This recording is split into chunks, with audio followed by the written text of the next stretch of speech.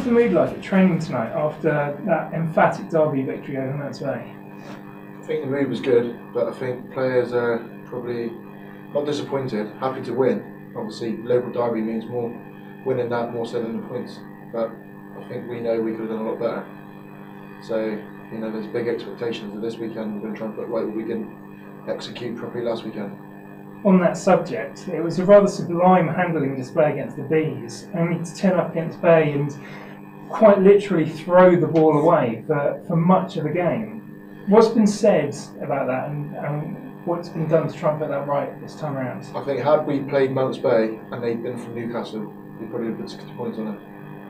Because it's a local derby and everybody knew each other. I played Cornwall this year with 6 or 7 of those players. You end up knowing each other's games, and they were targeting us in certain areas. They know where our strengths and weaknesses are. And had you played, obviously we played the Bees the week before. They don't know what we do, what we don't do. Obviously all our moves come off against them, we could execute them. The weekend against Bay, I think we was forcing things, and perhaps probably lacked our final decisive ball to kill a pass away. What sort of differences are there this season in training sessions since Jim McKay and Adrian Edwards came on board? I think there was big expectations last year. Obviously we signed big players and everyone's expecting us to tear the league apart. But we didn't really have a very good structure off the field. We seemed to have a better team, but not so well structured. Nigel was taking on all the duties himself and basically running the forwards and backs, overseeing everybody. He had a lot of pressure on him. I think this year, by having designated coaches come in doing different roles, obviously he can take a bit of a backward step. And from our point of view as players, we're not so. Last year was a bit one-dimensional, and because he's doing the sessions all on his own, no help. We tended to do things for a little bit longer because if it wasn't working, he get frustrated. We get frustrated. Where this year, obviously having a band of different coaches, we're doing different stuff, and we don't spend so long on each unit skills, and that's been real good. You personally managed to play every single game over the previous 2 seasons. That's some feat considering the number of injuries which plagued the team last year. What's your secret? No secret, just I have bangs the same as everybody else, just make sure that during the week I try and ride them out and get back playing on the weekend. I have knocks the same as everybody else, but I just try and keep pushing through them. And eventually, they start to ease and go away. I'm quite lucky I haven't been hit with nothing too serious. But other than that, I keep going. Last year you were selected for the England Counties Tour. Just run us through that experience. What was it like? Yeah, it was awesome. It was a chance to obviously go and play at a real nice tournament and real nice venues in France during the World Cup, and it was it was brilliant. It's just nice to see it from a different perspective.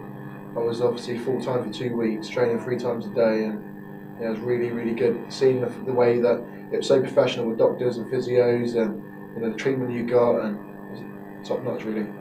So it's absolutely fantastic. What's your ideal night out? Ideal night out?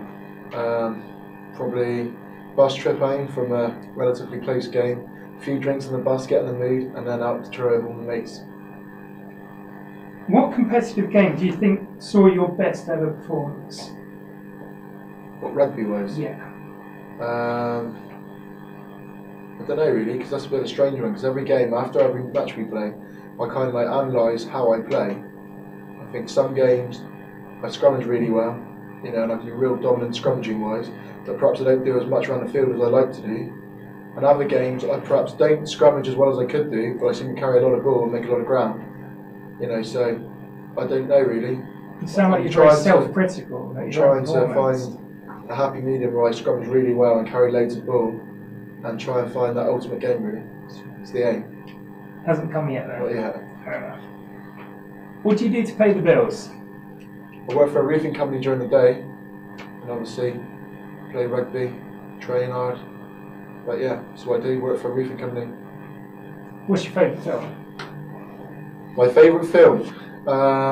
Probably, what would I say? Enter the Dragon, something like that, Bruce Lee. Massive Bruce Lee fan.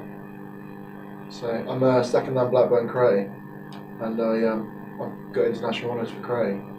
So I've always been massively inspired by Bruce Lee. So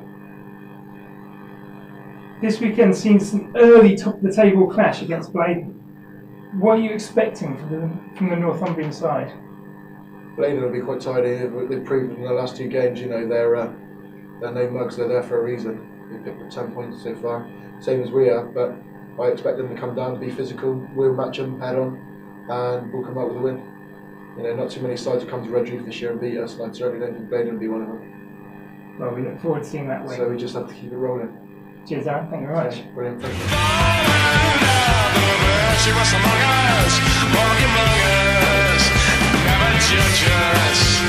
you.